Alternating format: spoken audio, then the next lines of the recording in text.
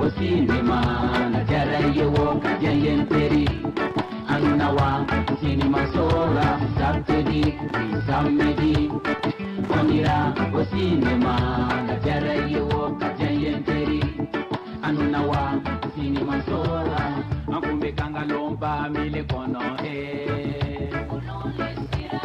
ankumbe kanga pespa ko kono fana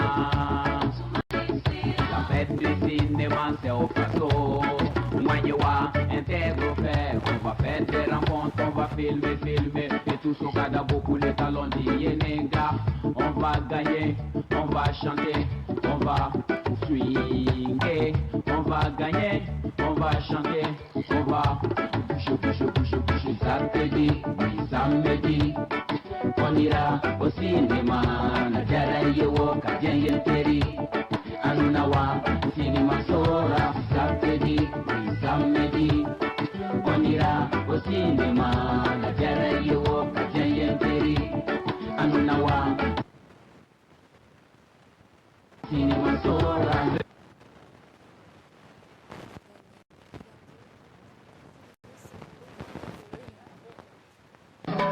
samedi samedi on ira au cinéma na jarayewo kajenyen peri anunawa cinema sora samedi samedi on ira au cinéma na jarayewo kajenyen peri anunawa cinema sora.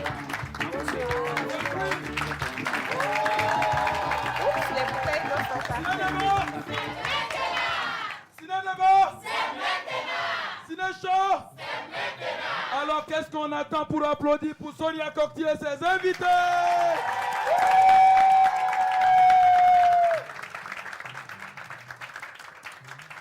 Merci beaucoup Ziedara. Bonjour à tous. C'est un plaisir de vous retrouver dans l'ambiance du FESPACO, de vous retrouver dans Ciné Débat. Et nous sommes déjà le 4e jour de cette fête du cinéma. Nous recevons pour vous deux figures importantes du cinéma burkinabé, une actrice, Fatou Traoré. Je vous prie de l'applaudir, s'il vous plaît.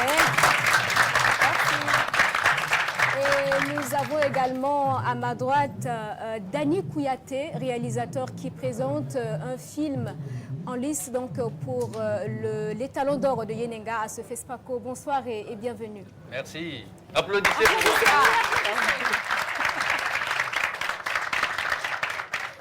Merci à tous les deux d'avoir répondu à l'appel, donc à cette invitation de la RTB. Fatou, bonsoir. Bonsoir Sonia, tu es toute belle. Merci beaucoup, c'est très gentil.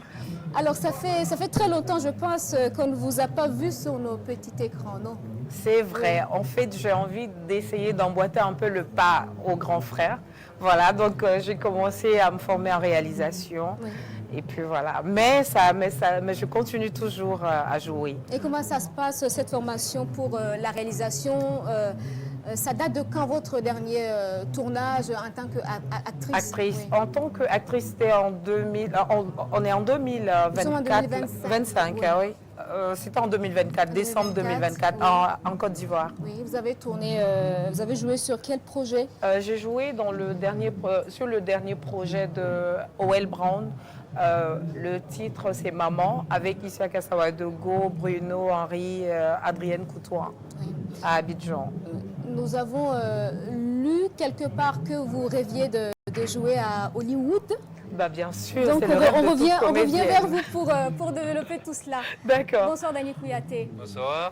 Alors Katanga, la danse des scorpions, c'est un film qui est beaucoup, dont on parle beaucoup sur les réseaux sociaux. C'est un film avec lequel vous revenez après Sia le rêve du python en 2001, qui a remporté 6 prix. Katanga, la danse du scorpion, parle donc de pouvoir, ça parle de gestion du pouvoir, d'excès au pouvoir, de trahison, d'amitié. Pourquoi, quel est le contexte de ce film et pourquoi avoir choisi d'adapter cette pièce de Shakespeare? Oui. Oui. Oui, c'est comme vous dites, un texte de Shakespeare, oui. Macbeth. C'est c'est un grand texte. Et Shakespeare, en général, traite des problèmes humains, basiques. Et notamment le pouvoir, c'est beaucoup dans ces thématiques. Mais ce qui m'a assez motivé pour faire cette histoire-là, c'est que j'avais voulu travailler un grand texte avec nos langues. Parce que nous sommes de tradition orale, nos langues sont très fortes, très belles, très métaphoriques, et nos langues soutiennent notre culture. Quand quelqu'un parle le bambara, qui parle le bon bambara, on jouit. Et quand quelqu'un comprend le moré, qui dit du bon moré, ça fait plaisir d'entendre le bon moré. Et le cinéma peut profiter de cette beauté de la langue. Et je pense que ça manque un peu dans notre cinématographie d'utiliser la force de nos langues pour faire rêver le spectateur. Et donc c'était la motivation de ce film. Oui, et comment vous avez réussi à travailler la langue avec les acteurs? Parce Oui. que disons que tout le monde, beaucoup de gens parlent du moré, mais pas forcément le moré de votre film, non? Eh bien, il y a moré. Oui, en effet. Oui, effectivement, c'est tout un travail. Hein. Ça veut dire que quand on a un grand texte comme ça, puisque Shakespeare, on dit pour parler du bon anglais, on dit la langue de Shakespeare. C'est parce qu'il manipule la langue anglaise, n'est-ce pas? Et nous avons des gens ici qui maîtrisent et qui manipulent la langue morée. Et donc, quand tu veux faire un film, tu es obligé d'approcher ces gens-là, qui doivent traduire.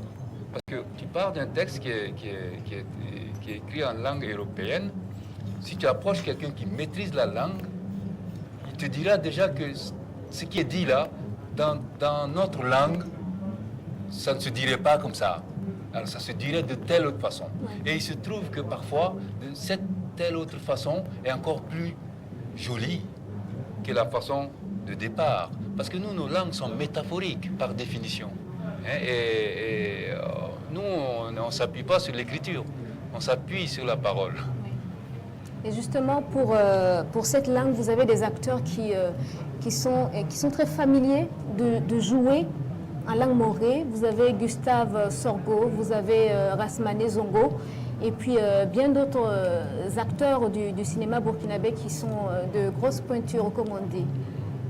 Oui, mais il faut dire que pendant le tournage, même tous ces gens étaient parfois émerveillés par la beauté du dialogue qu'ils devaient dire.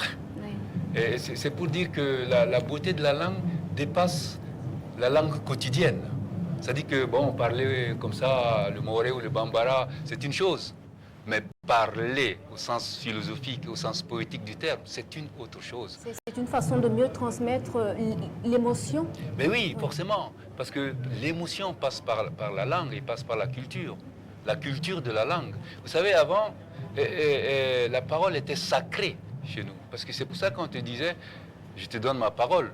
C'était comme un contrat. Et si quelqu'un te disait, je te donne ma parole, ben, tu peux aller dormir. Parce que si on ne donne pas sa parole n'importe comment. Ça veut dire que la parole, c'est quelque chose de fondamental et de très important. Nous sommes en train de perdre ça, justement. Et le cinéma doit s'inspirer de ces choses-là pour faire rêver les gens. Et bon, il y a aussi peut-être une fonction didactique derrière ça, qui est de se faire prendre conscience qu'en réalité, bon, ben, on n'a pas de complexe à avoir. Oui. Fatou, est-ce que vous avez déjà fait l'expérience de jouer dans une langue nationale? Oui, j'ai déjà joué en djoula. En djoula, oui. Je pense 2 ou 3 fois. Oui. Mais pas dans le djoula soutenu. Oui. Pas dans le djoula soutenu, mais dans tous les cas, il y a une certaine différence par rapport au français ou à une autre langue étrangère du Burkina. Quelle différence? Quel était le goût du jeu d'acteur? En fait, quand on joue dans sa langue maternelle, moi je trouve qu'on fait plus ressortir les émotions en fait. Voilà pourquoi quand on regarde certains films d'autres pays, ils parlent dans leur langue, ils jouent dans leur langue, donc ils ne sont pas en train de jouer, c'est comme s'ils vivaient la chose normalement. Donc ça donne encore un plus au jeu d'acteur. Oui. Alors Dani Kouyaté, on va parler du film, de l'histoire qui est racontée. On va vous demander tout simplement de nous faire un résumé avant que nous puissions développer tout cela. Un résumé du film? Oui. Ben, c'est l'histoire d'un roi qui échappe à un coup d'État. Et donc, il nomme son cousin chef des armées pour désormais avoir le contrôle des choses. Il se trouve que son cousin qui a été nommé, les oracles disent à ce cousin que c'est lui qui doit être chef ou alors il va mourir. Donc, il se retrouve à assassiner son cousin pour prendre sa place. Après, il tombe dans un délire et puis voilà. Et puis, je ne vais pas raconter tout le film. Oui. Quoi. Et quel est le message que vous voulez faire passer en mettant en exergue comme ça les bavures qu'on peut avoir au pouvoir, les trahisons, les... Voilà. Ouais, on dit souvent que le pouvoir est diabolique. Ça veut dire il arrive facilement qu'on perde pied quand on a le pouvoir. On entre souvent dans le pouvoir humain et puis on en sort extraterrestre, en quelque sorte. Et parce que c'est pas quelque chose de facile à gérer. Oui. Ouais. On vous a entendu dire sur des plateaux que vous avez été à l'école de votre père. Oui. Il n'a certainement malheureusement pas eu l'occasion de participer à la réalisation de ce film, ou oui? Oui, mon père est décédé, ça fait une grosse décennie, un peu plus. Oui. Et effectivement, je sors de l'école de mon père parce que moi, je sors d'une famille de griots, comme je le dis souvent.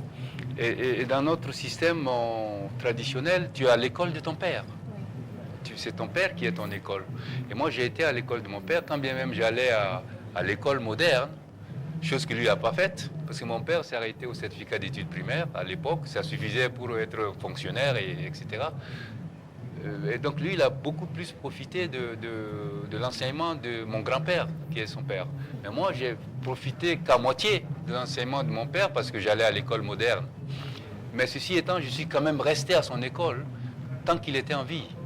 Et j'ai beaucoup profité de lui. C'était un immense acteur, c'était un immense artiste. Et moi, j'ai profité de lui au maximum. Et effectivement. Est-ce que Katanga a été entièrement tourné au Burkina? Oui, alors il y a une anecdote là-dessus. Parce que quand j'ai écrit le scénario, j'avais rêvé de tourner dans le sud-ouest, du côté de Gawa, et puis venir sur le plateau Moira, et puis ensuite aller au niveau de Dori, parce que le film se passe comme ça, puisqu'il y a des exilés qui s'en vont en exil pour échapper à la dictature, etc. Et donc l'exil devait se faire du côté du nord, et puis, etc. Bon, il se trouve que ça fait un peu plus de 2 ans et demi qu'on a tourné. Et en ce moment-là, bon, il y avait un gros souci d'insécurité au Burkina. Et moi, j'avais une équipe d'autour de 50 personnes. Et c'était absolument impossible de trimballer 50 personnes du côté de Gawa à l'époque à cause des problèmes de sécurité ou d'insécurité. Et donc, à l'époque, on ne pouvait être sûr de nous que dans un rayon de 50 km autour de Ouaga. Et donc, tout le monde me disait, pour être sûr, trouve tous tes décors dans un rayon de 50 km autour de Ouaga. Bon, ben voilà, on s'y est mis et on a trouvé dans un 50 km autour de Ouaga, on a trouvé le désert, on a trouvé la forêt, on a tout trouvé. On s'est rendu compte qu'à Bangrewego, il y avait une forêt en plein milieu de Ouaga. Et donc parfois, là où on est coincé, on trouve des idées. Et donc, ceux qui verront le film auront l'impression que le film se joue de façon éclatée dans le Burkina. Mais en réalité, nous n'avons tourné que sur le plateau Moaga. Et combien de temps ça vous a pris depuis l'écriture du scénario jusqu'au bouclage final? Environ 5 ans. Hein. Environ 5 ans. Ouais, je mets à peu près 5 ans entre tous mes films. Oui. Ouais. Est-ce que vous avez vu la bande-annonce de Katanga? J'ai vu la bande-annonce, j'ai lu le synopsis et j'ai hâte de voir le film ce soir. Le film a déjà été projeté. On peut encore le voir? Le film, on le voit ce soir, Oui. à 18h30 au Ciné Burkina. Et demain, à 20h30 au Ciné Nagoya. Alors Fatou, le film dans lequel on vous a le plus connu de façon assez célèbre, c'est L'amour est encore possible. Oui. Des souvenirs de ce projet? En fait, je suis arrivée sur ce plateau un peu par hasard parce que le casting avait été bouclé, l'actrice principale était déjà connue, tout et tout. Mais il se trouve, bon ça c'est Monsieur Danny pourra vous le dire, ils ont un sens, hein, les réalisateurs, ils ont ce petit truc que nous on n'a pas, qu'on ne sait pas. Donc il était là, il cherchait encore, malgré qu'il avait l'actrice principale, il disait j'ai vu une fille dans les Bobo Diouf, je ne connais pas son nom, mais j'aimerais bien la voir parce que je veux une fille qui est du genre qui peut plaire aux Européens et aussi aux Africains. Et donc, comme ça, il m'a appelé un jour et puis moi, je travaillais à la radio, je n'avais pas vraiment envie d'être visible. J'aimais bien me cacher derrière le micro. Et là, quand il m'a dit, je dis, je ne suis pas intéressée. De prime abord, il me dit, mais attends de lire l'histoire et puis quand tu liras l'histoire, tu me diras ce que tu en penses. Et quand j'ai lu l'histoire, j'ai dit, après ce film, les portes m'ont été ouvertes. Bon, je n'ai pas encore joué pour Monsieur Danny. Une trentaine de films. Oui, ça viendra. Et on vous a vu aussi sur le plateau de Ouagalov, L'œil du cyclone, Le fauteuil. Le fauteuil, Célibatorium, Testament qui passe actuellement. Et puis assez de courts-métrages aussi. Et puis aussi, je fais aussi quelquefois des doublages de voix. Et j'ai fait un peu de régie aussi parce que moi, je suis très curieuse. Quand j'épouse un métier, je pense qu'il faut connaître aussi quand même quelques contours. Donc, j'ai fait la script sur des plateaux, tout et tout. Donc, Et si vous devriez résumer cette carrière d'actrice, elle n'est pas en pause, ce n'est pas la fin. Si vous commencez la réalisation, c'est peut-être une pause? Ben, non, je ne suis pas en pause en fait, mais on me fait des reproches hein, parce que moi, je choisis les projets. Parce que moi, pour que je joue dans un projet, il faut que pour moi, ça ait du sens et que l'histoire me parle. Parce que quand l'histoire me parle, je me donne à fond. Mais ça ne sert à rien d'aller sur un plateau, d'aller sur un projet et tu ne sens pas vraiment la chose, tu ne te donnes pas, c'est malhonnête. Donc moi, je regarde, donc c'est pourquoi peut-être je ne joue pas sur tous les projets. Et pour la formation, où est-ce que vous en êtes? Quand est-ce qu'on pourra voir peut-être votre premier film? Je ne suis pas pressée, je suis un peu du genre de la vieille école parce que j'ai eu la chance de côtoyer des personnes comme Idrissa Ouedraogo, tonton Gaston Kaboré est l'un de mes conseillers, j'ai travaillé avec presque tous les tontons du cinéma. Et donc, je vois leur façon de travailler et j'aime cette façon. Pour moi, une histoire, on doit prendre le temps de la mûrir, de vraiment apporter de petites choses. C'est ce qui rend le film beau. Mais je ne dis pas que ceux qui réfléchissent aujourd'hui et qui tournent demain, c'est pas bien. Hein. Mais moi, je suis quand même un peu de la vieille école et j'aime bien les projets bien structurés. Alors, nous allons faire une toute petite pause pour vous présenter. Notre public, ce sont les étudiants de l'Hypermic. Applaudissez pour vous, s'il vous plaît.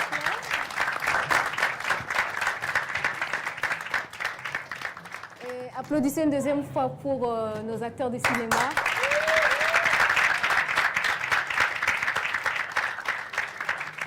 Et nous allons vous donner la parole pour dire un mot avant de continuer et vous permettre dans la suite, plus tard, de poser quelques questions à nos invités. Alors, bonsoir à toutes et à tous.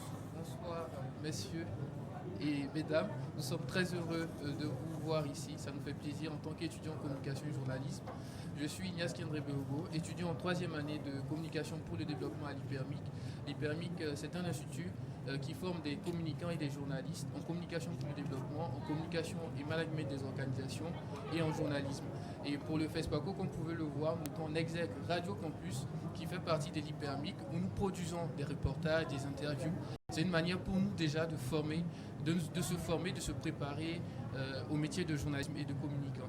Donc ça fait plaisir d'être ici et nous profitons de l'occasion pour souhaiter bon FESPACO à tous ceux qui sont actuellement à Ouagadougou pour le FESPACO. Merci. Merci. Ça s'applaudit. Merci beaucoup. Danny Kouyaté, nous revenons sur vos projets les plus vieux. Sia le rêve du Python qui a raflé plusieurs prix au FESPACO 2021, jusqu'à 6 prix. et le plus important, le prix spécial du jury. Ce film-là, je pense qu'il a porté beaucoup de personnes. Oui. Oui. Oui, parlez-nous-en. Oui. Est-ce que vous avez aujourd'hui d'autres, comme on dit dans le jargon culturel, vous avez un nouveau bébé? Est-ce que l'ancien, vous en prenez encore soin? Oui. Ben, il se trouve qu'il y a des films qui ont une longue vie. Le genre de films que je fais sont des films qui sortent du temps, justement. Et ce sont des films, ce sont des fables, comme des contes un peu, des métaphores, des fables. Et ça, c'est intemporel et ça meurt jamais. Et mon film Keïta, l'héritage du griot, par exemple, que j'ai fait depuis 1995, il joue encore aux États-Unis dans les universités, et tous les ans. Et le film Sia circule toujours encore aujourd'hui, parce que ce sont des films qui sortent du temps.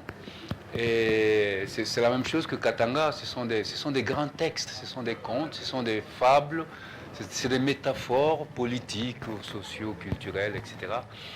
Et pour revenir à Sia, donc c'était votre question, c'était un film qui a marqué quelque part, qui continue de marquer. En ce sens que nous n'avons encore pas tellement digéré le fait que Sia n'a pas pris les talons des gars. Peut-être que cette année, vous allez vous rattraper. Ah ben, j'espère, on va voir. Hein. Bon, ceci étant, on est déjà content d'être là et puis d'être honoré par l'accueil du film jusqu'ici. Mais bon, c'était une anecdote. On n'est pas aussi frustré que ça, parce que bon, le film qui a eu les talons l'année de Sia était aussi un bon film, il faut le reconnaître. Hein. C'était un très très bon film. En tout cas, après avoir fait Keïta, qui était mon tout premier film, qui avait eu un succès quand même relatif comme premier film. Alors, ce qui peut arriver à un auteur, c'est de dire, est-ce que je peux faire mieux la prochaine fois? Quand ton premier film fonctionne, comme j'ai eu la chance de l'avoir avec Keïta, j'avais quand même un peu de scepticisme par rapport à mon second film. Est-ce qu'il sera à la hauteur du premier? Il se trouve qu'il l'a dépassé. Oui. Et donc, pour moi, c'était que du bonus. Oui, on se bonifie avec le temps. Voilà. Oui. On s'arrête sur quelques acteurs de Katanga, sur des performances assez particulières avec des acteurs comme Lazare Minungu. Oui. Ben, Lazare Minungu. Qui a été introduit au cinéma par vous d'ailleurs. Oui, moi ce garçon, je trouve que c'est un acteur. C'est un bon acteur et j'ai eu la chance bon, dans notre jargon, on dit « j'aime sa gueule ». Hein, c'est un jargon et c'est pas péjoratif. Parce que j'ai vu sa tête et j'avais besoin de cette tête-là pour jouer un rôle. C'est pas de la figuration, c'est un rôle secondaire, on dit. Parce qu'au cinéma, il n'y a pas de petits rôles. Parce que tous les rôles sont importants. Et le rôle qui paraît petit peut porter un film.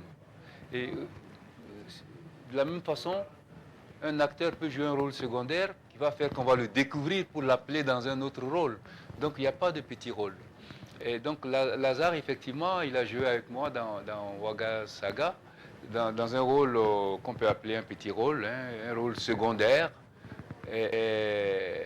Mais après ce travail-là, je me suis dit, c'est pas fini. Je dois faire quelque chose avec ce garçon. Et donc il était dans les tuyaux pour moi.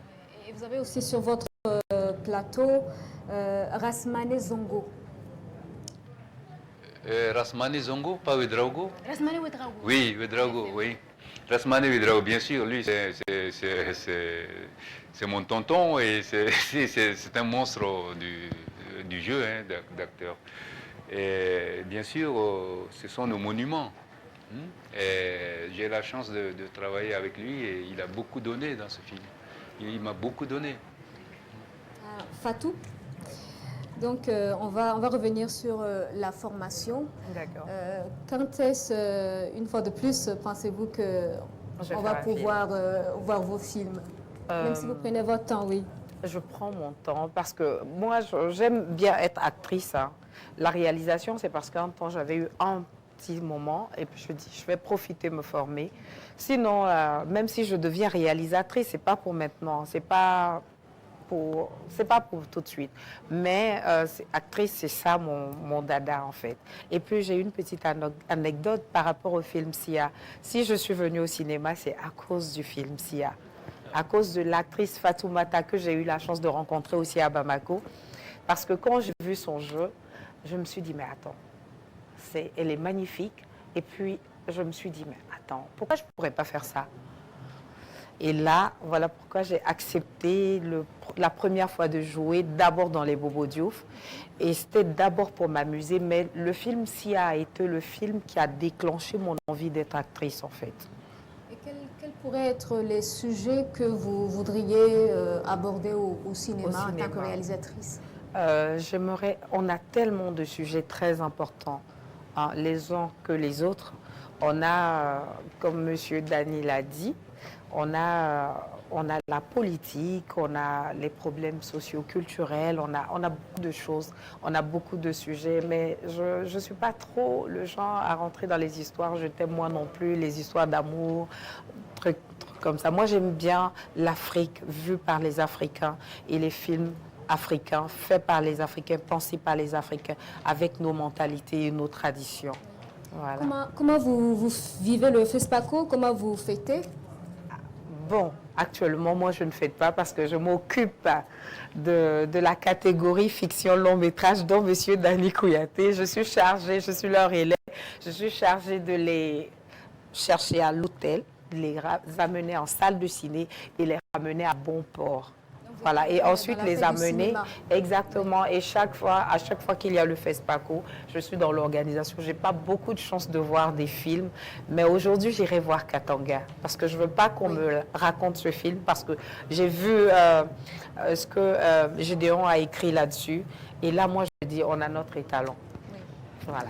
Dany, est-ce que vous avez vu d'autres...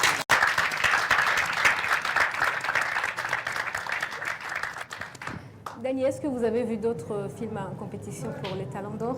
Non, pas encore. J'espère pouvoir en voir. On a été pas mal bousculé par les journalistes et par les différentes manifestations ces premiers jours. Donc j'ai encore un peu de temps pour pouvoir voir certains films. Oui. Et vous pensez bien sûr le remporter? Je dis souvent que quand on se met à ses marques pour faire la course, dans sa tête, on ne pense pas être dernier. Ah, oui. Donc, on veut être premier. Bon, après, on ne sait pas comment les autres courent. Oui, oui, donc, oui. Il faut surtout se concentrer et courir, quoi. Oui. Bon, on va applaudir. Et on applaudit encore pour tous les autres réalisateurs qui sont en liste. Pour ne pas vous faire une faveur. Et je crois qu'on va recevoir à présent Ziedara, qui va permettre à nos étudiants de poser leurs questions, quelques questions aux invités. Ils pourront aussi gagner quelques gadgets RTB. On applaudit pour accueillir Ziedara.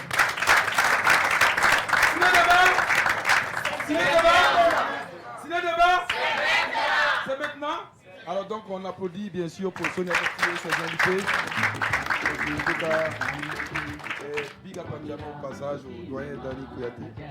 Vraiment, félicitations pour tout ce que vous faites, pour les grands travaux que vous faites. Alors, les jeunes étudiants de...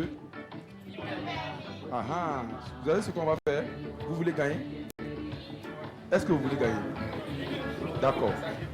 Vous connaissez bien la RTB, non? La radio-diffusion télévision du Burkina Faso.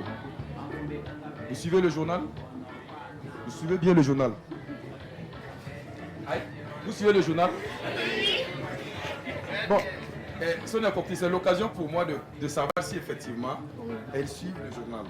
Alors je souhaiterais quand même que vous me citez le nom de 3 dames présentatrices du JT de 20h sur la RTB télé. Oui, il y a le micro là-bas. Voilà, passez-lui le micro. 3 présentatrices du 20h du JT de la télévision nationale. Oui. Bonjour, je suis Christopher Somba. Les 3 présentatrices, il y a Ruth Bini il y a Non, calmez-vous pour citer bien le nom. Non, parce que faut pas, tu veux, non, faut te calmer, tu vas citer le nom. J'ai mes cadeaux qui sont là. Si tu ne cites pas bien, donc allez-y.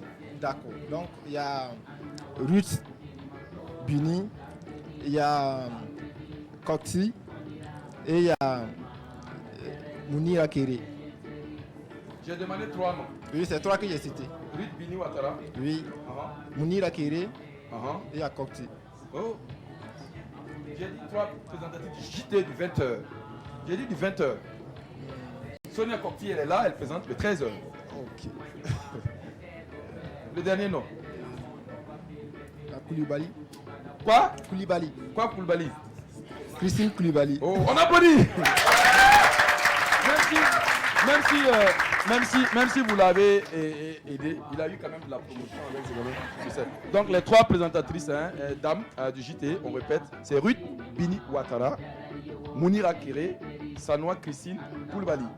Ok, vous avez votre, je vais vous apporter tout à l'heure votre casquette estampillée RTB pour, en tout cas, voilà, pour vous. Alors, on va aller à une autre question. Alors, il remporte les Talons d'Or en 2007. Il nous vient du Nigeria. Citez-moi son nom. Oui, en 2007. Mes cadeaux sont là.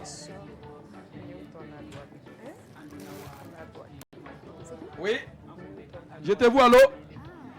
Il y a un doigt. Ok, donnez-lui le micro, la dame. Vous vous présentez et vous dites. D'accord. Je suis Alizé Tadama Malam. Oui. Je voudrais proposer Ezra de Newton Adwaka. On applaudit pour elle.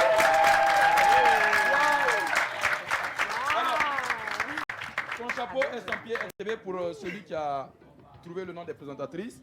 Alors, bon, j'étais tellement contente. Hein. La dame va bénéficier donc d'une casquette et d'un t-shirt. On applaudit pour elle.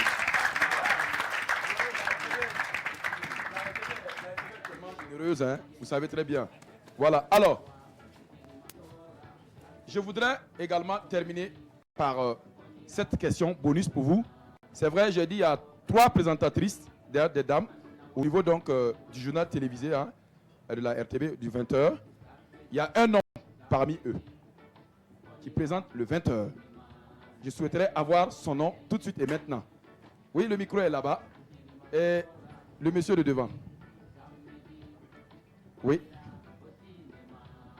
Merci, je suis Lompo Bambagion. C'est Amadou Marcel To. On applaudit pour lui. Bon, cher, tu n'as pas une casquette, non? Ah ouais. Ok, Sonia Kokti, hein, je vois, c'était là donc les questions qu'on avait posées pour nos téléspectateurs, pour nos étudiants. J'aurais une dernière question à te suggérer. Approche. On va gagner, on va chanter, on va swinguer, on va gagner, on va chanter. Alors, on va poser une question bonus. Bon, Sonia Kokti tient à ce que je ne parle pas avec mon t-shirt. En effet. Ah oui, donc du coup, donnez-moi le titre du film du monument d'Annie Kouyaté,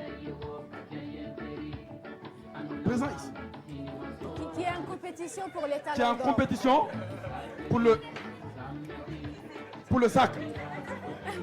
Bon, je vais prendre une fille, je vais prendre une dame. Je vais prendre une dame. Bon. Oh. Oui. Donnez-lui le micro. Parce que tu es tellement enthousiaste que j'ai l'impression que tu as la réponse. Je suis Abibata Kara et le titre du film c'est Katanga, la danse des scorpions. Ah ouais. Bravo. Ben, Sonia Kokti, hein, finalement, je suis reparti prédoui. J'espère bien que demain, là, bon, moi, je ne suis pas trop généreux. La RTB est généreuse, hein, certes, mais moi, je ne suis pas généreux. Mais bon, voilà, c'est Sonia Kokti qui vous a donné. Ta valise soit plus grande. Absolument. Oui. Alors, on applaudit très très fort pour Sonia et ses invités. On se retrouve demain pour un autre game, Sonia. Bye bye. Merci. On applaudit encore pour lui.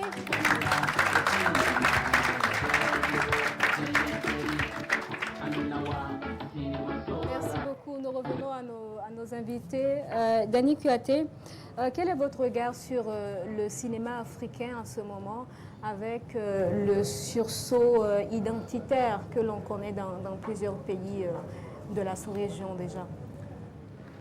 Oui, c'est une question, c'est une vaste question. Le cinéma, je dirais que le cinéma africain est en mutation, hein, comme les cinématographies du monde entier, avec les nouvelles technologies qui vont très très vite. Tout va souvent très vite et il y a des avantages et des inconvénients là-dedans. Les avantages pour nous en Afrique, c'est que nous sommes de moins en moins complexés au niveau technique. Parce que nos jeunes aujourd'hui ont les mêmes outils que tous les jeunes du monde entier. Hein. Ils ont quasiment les mêmes caméras, les mêmes logiciels de montage, etc. Donc, pour preuve, moi j'ai fait mon film Katanga, la danse des scorpions, avec une équipe 100% burkinabé. Hein. Mon ingénieur du son, c'est un jeune burkinabé qui a la trentaine, qui a été formé ici à l'ISIS. Et mon chef monteur, c'est un jeune burkinabé qui travaille ici sur place. Oui. Et le film a été monté à 100% ici au Burkina. Et moi, je travaillais en correspondance avec le monteur qui était basé ici. Et les nouvelles technologies permettent ça. Et donc ça, c'est aussi un avantage de pouvoir rester en Suède et de travailler avec un monteur qui est au Burkina et que vous échangez les images et les discussions. Ça, ce sont des révolutions que nous vivons aujourd'hui et que nous n'avons plus besoin d'être complexés. Et donc l'avenir est plutôt, à mon avis, je suis plutôt optimiste hein, pour l'avenir parce que moi, quand j'étais jeune et quand j'avais 30 ans, eh bien, le cinéma était encore élitiste. Tout le monde ne pouvait pas faire du cinéma, tout le monde ne pouvait pas disposer d'une caméra. Il fallait quasiment parfois être en France hein, pour pouvoir faire certains films, pour pouvoir faire du cinéma. Mais aujourd'hui, ce n'est plus le cas et ça, bon, il y a quand même de l'espoir là-dedans. Par contre, le fait que ce soit facile de plus en plus ouvert et démocratique, ça fait aussi qu'il y a beaucoup on va dire, de déchets, sans avoir peur des mots. Et il y a beaucoup de jeunes qui sont pressés, qui veulent tout de suite sauter des étapes. Or, le cinéma, c'est quand même un métier, c'est d'ailleurs plusieurs métiers. Parce qu'à l'intérieur du cinéma, il y a plusieurs métiers. Il y a caméra, son, musique, script, etc., etc. Il y a une dizaine, une quinzaine de métiers dans le cinéma. Et chaque métier nécessite une formation et il faut se mettre au sérieux, il faut se prendre au sérieux. C'est du travail, ce n'est pas de la blague. Et ça, je pense que les jeunes doivent comprendre que ce n'est pas parce qu'on a facilement la possibilité de tourner aujourd'hui avec son téléphone portable qu'on est cinéaste. Ça demande une attitude, une conscience que c'est du travail. Est-ce que vous ne pensez pas que quelque part l'évolution de la technologie, le changement du monde a permis que les projets soient moins lourds à porter? Je veux dire, avant, pour faire du cinéma, effectivement, il fallait beaucoup plus de temps, il fallait de la formation. Mais aujourd'hui, même au niveau de la consommation, ça a changé. Certains ne vont pas forcément chercher à consommer du contenu concocté durant 5-10 ans, mais vont vouloir du fast-food, entre guillemets, comme on dit. Oui, tout à fait. C'est la demande aussi qui commande tout cela. Ben oui, vous avez raison, parce que tout bouge, c'est ce que je disais tantôt, c'est aussi le mode de consommation qui évolue. Et le système de diffusion des produits, par exemple. Ben, il y a plein de gens qui créent des chaînes YouTube, qui diffusent eux-mêmes leurs propres films. Ouais. Avant, il fallait avoir un distributeur. Mais maintenant, tu n'as pas besoin, tu crées ton truc et tu distribues toi-même.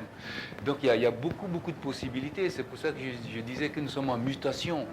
Mais tout ça, ce n'est pas un jugement de valeur. Les choses sont ce qu'elles sont.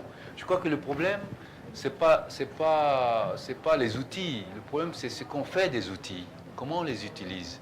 Est-ce que nous utilisons les outils ou est-ce que ce sont les outils qui nous utilisent? Et malheureusement, très souvent, les outils nous utilisent. Ouais. Et c'est-à-dire qu'au lieu de, par exemple, bon, aujourd'hui, on se dit, il y a YouTube, Et on peut diffuser ses propres trucs. Alors, donc, au lieu de se poser la question, ok, je peux diffuser, mais qu'est-ce que je diffuse? Cette question-là du qu'est-ce que je diffuse ne se pose pas. C'est juste, je diffuse parce que je peux diffuser. Et c'est ça qui est dangereux. Parce que si on se pose la question de ce qu'on veut diffuser, alors le fait qu'on ait les moyens de diffuser, ça devient un plus, une révolution. Mais si on ne fait pas attention à ce qu'on diffuse, là on se fait utiliser par YouTube. Fatou, est-ce que vous pensez aussi pareil? Oui, je pense la même chose. Voilà pourquoi je pense que j'ai peut-être utilisé abusivement le mot quand je dis je suis de la vieille école. Quand je dis de la vieille école, ce n'est pas en âge.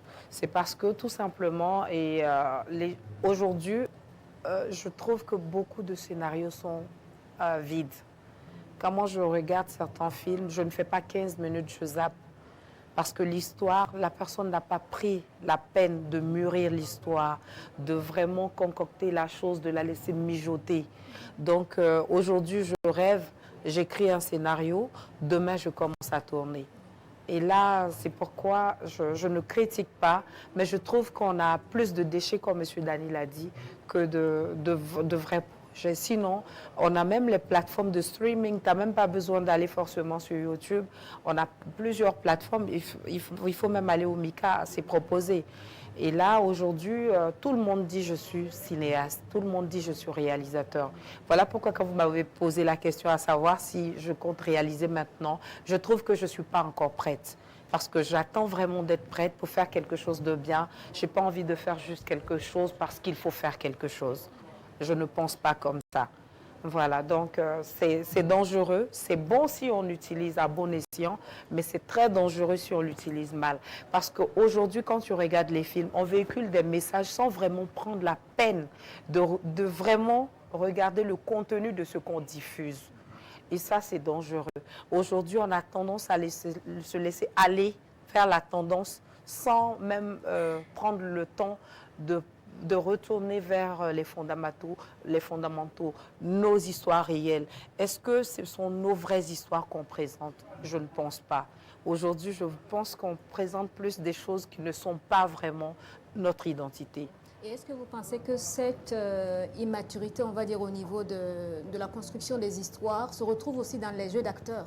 Oui, effectivement. Parce que quand une histoire n'est pas... Parce que pour moi, un film, c'est la base, c'est le scénario. Et quand le scénario est décousu, l'histoire sera sans sens et l'acteur aussi va jouer n'importe comment. Parce que toi-même, et il y a un grand danger aujourd'hui que moi je regarde sur les plateaux, tu arrives, on te donne 3 ou 4 pages, on te dit voilà, c'est ta partie et tu dois aller jouer ça. Quand je dis... parce que l'histoire, je ne sais pas l'histoire parle de quoi exactement.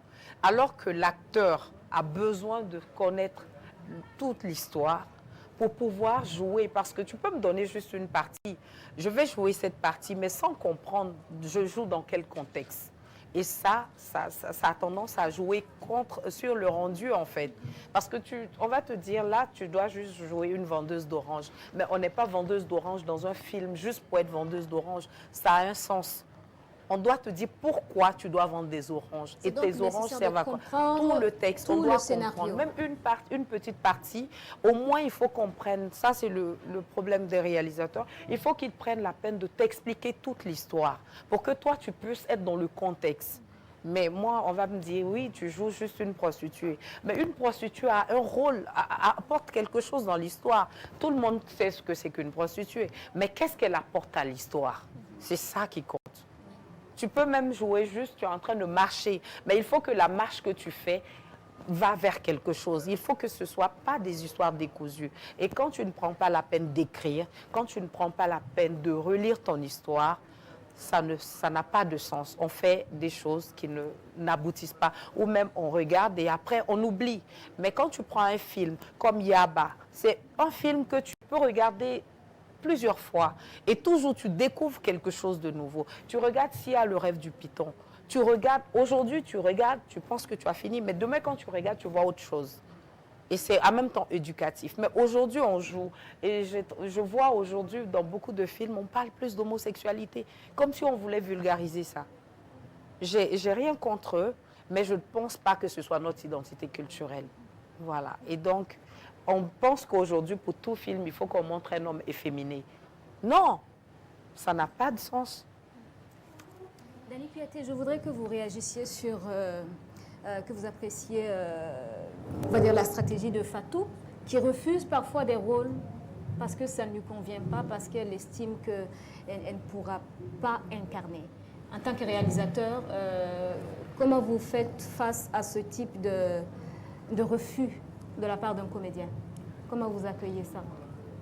Bon, je trouve que je suis tout à fait d'accord sur ce qu'elle vient de dire.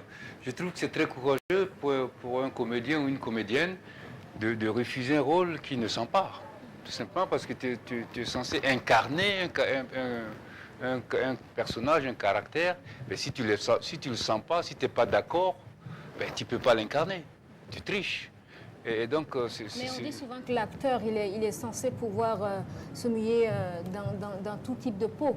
Ben, bien sûr, mais à condition d'être en accord avec ça. En accord. En accord, oui. C'est ça. C'est ce qui est hyper important, c'est que pour incarner un caractère, il faut être en accord avec ce caractère.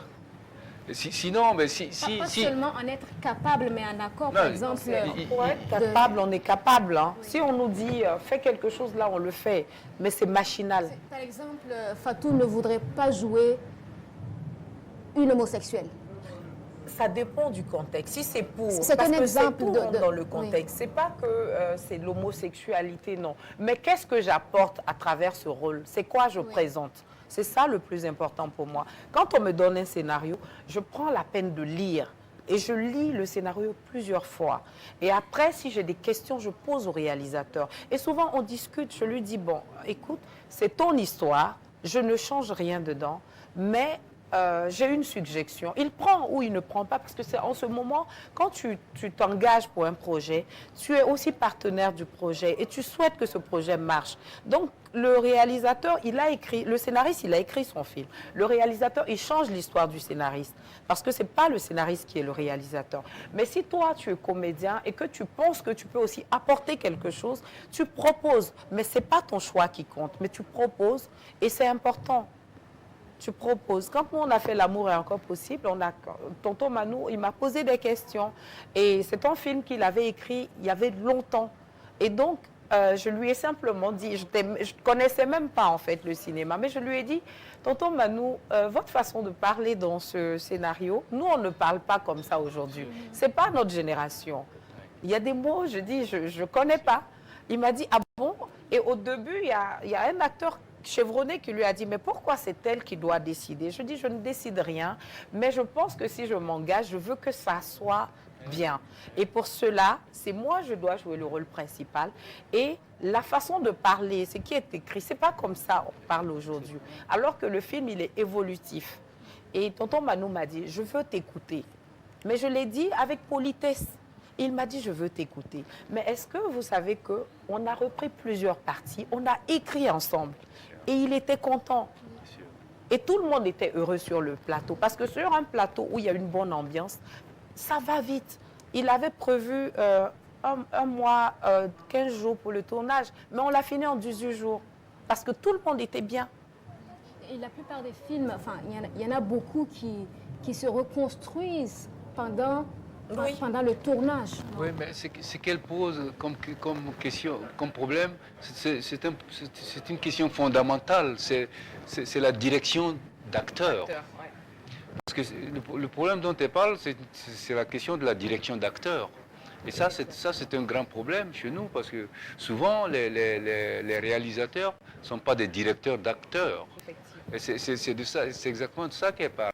Mais il se trouve que un personnage, ça se construit. Ça veut dire que ce qu'elle dit, c'est extrêmement pertinent. Si tu viens avec un dialogue et que tu dis à l'acteur, je veux que tu incarnes ce dialogue, et lui-même, il a l'impression que ça ne va pas dans sa bouche. Parce que lui, il ne pourrait pas parler comme ça. Il ne peut pas être vrai. Et donc, c'est hyper important que le metteur en scène discute avec l'acteur. Parce que c'est l'acteur qui incarne. C'est-à-dire que si l'acteur ne comprend pas ce qu'il a écrit, il ne peut pas le jouer. Il faut le comprendre.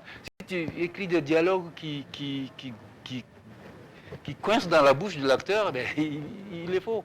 Et donc, il arrive assez souvent que le comédien joue mal à cause d'une mauvaise direction d'acteur.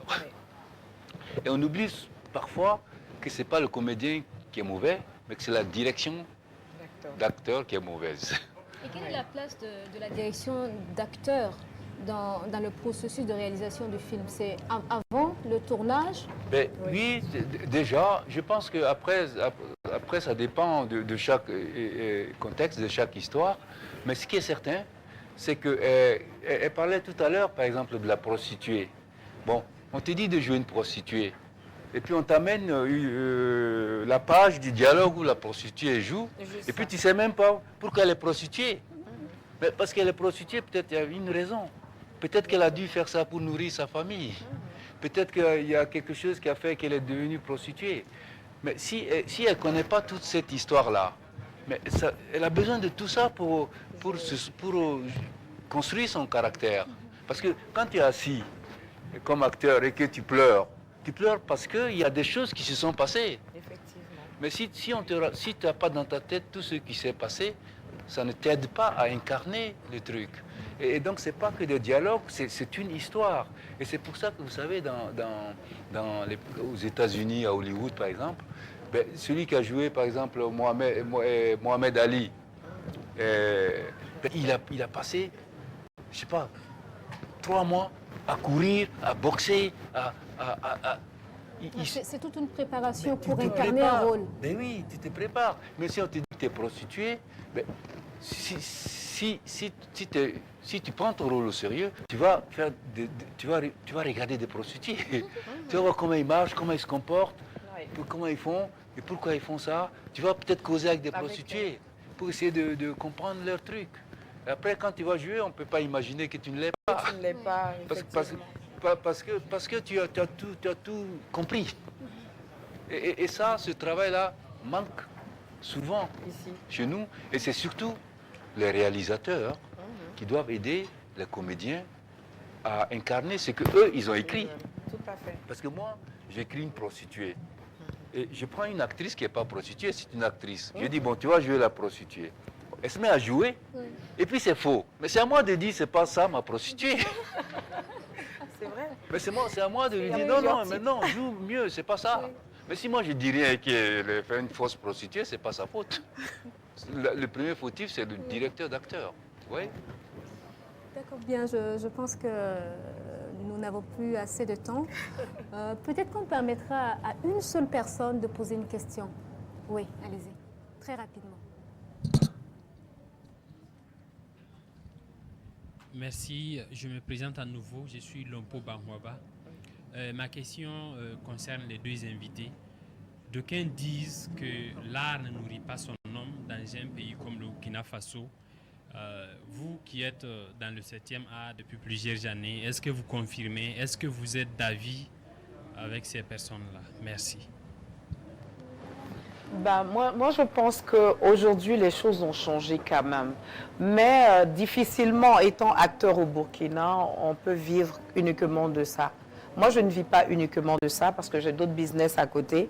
Mais je pense que ça, c'est en train de venir. Parce qu'aujourd'hui, on a des cachets aux millions. Mais il y a quelques années, ce n'était pas possible. Et donc, aussi, pour pouvoir avoir aussi ce genre de cachet, il faut travailler sur des projets pour ça. Mais sinon, si on décide de faire juste un projet simple, parce qu'on joue aussi pour se recycler, on joue aussi pour faire plaisir et se faire plaisir à soi-même aussi. Donc, ça peut nourrir son homme, mais c'est pas, je pense qu'on va prendre encore 5 ans pour que ça nourrisse vraiment. Les réalisateurs s'arrangent pour que ça nourrisse l'homme. Non, mais en fait, c'est un problème de quantité de travail, vous savez. On dit que l'art ne nourrit pas son homme parce qu'on ne travaille pas suffisamment. Parce qu'il n'y a pas de... Vous savez, par exemple, à Nollywood, au Nigeria, bon, tous les jours, ils tournent, ils font plein de films. Donc les acteurs, ils jouent. Donc tu travailles. chez nous, il y a un film tous les 6 mois. C'est ça. Et donc l'acteur, en plus, on ne prend pas tous les comédiens, on fait un casting.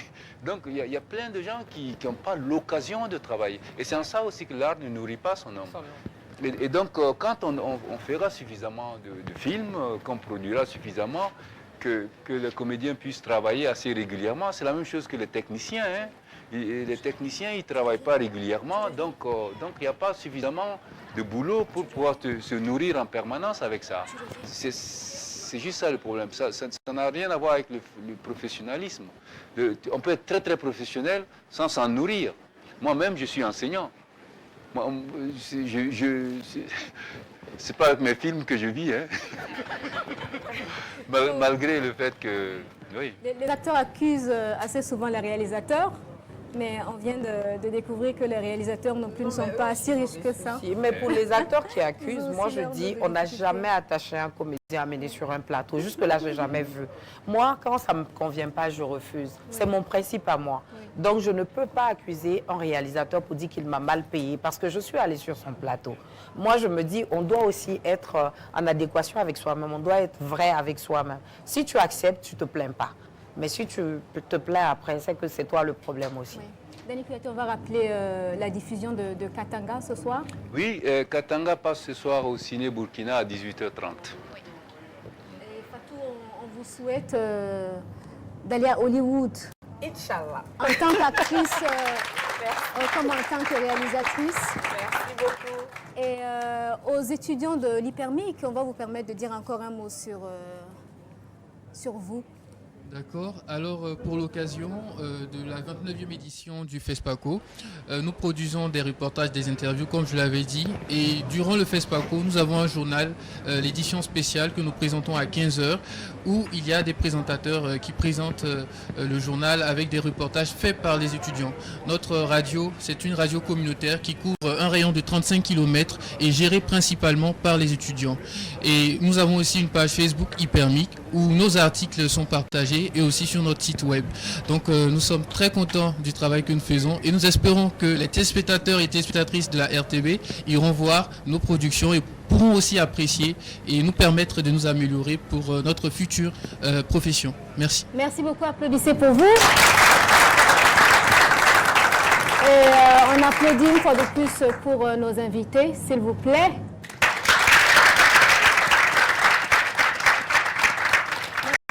Dany Kouyaté d'avoir répondu à notre invitation. Fatou, merci beaucoup. C'est un plaisir.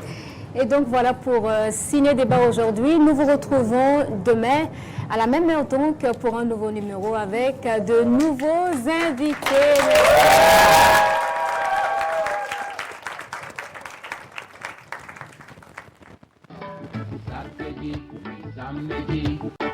On ira au cinéma, la jarayewo kajayenteri. Anunawa, cinéma sora, samedi. On ira au cinéma, la jarayewo kajayenteri. Anunawa, cinéma sora, ankumbe kangalomba mile kono ankumbe kanga fespa kono fana. La fête du cinéma c'est au Faso.